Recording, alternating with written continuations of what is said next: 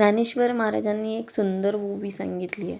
तर ही ज्ञानेश्वरमधील एक सुंदर ओवी आहे. त्यांनी असं सांगितलं आहे की ओवी अशी सांगितली आहे की बोलावे नेटके, ऐकावे सत्वाने, करावे विचाराने कार्य सर्व.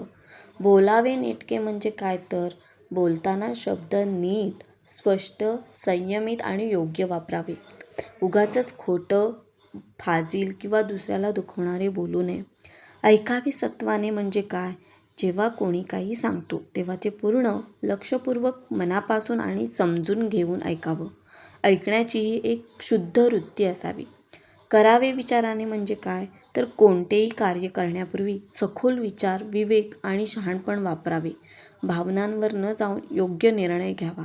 कार्य सर्व म्हणजे काय, तर जीवनातील सगळी कामं ही अशाच प्रकारे चांगलं बोलणं, नीट ऐकणं आणि विचारपूर्वक वागणं याच्या आधारे पार पाडावीत.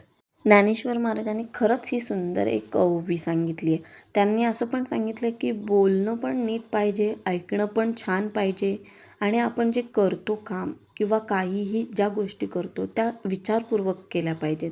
आणि आपल्या जीवनात जी सगळी कामं, त्यांनी जीवनातील सगळी कामं छान करा असं सांगितलं आहे ह्या ओवीमधून.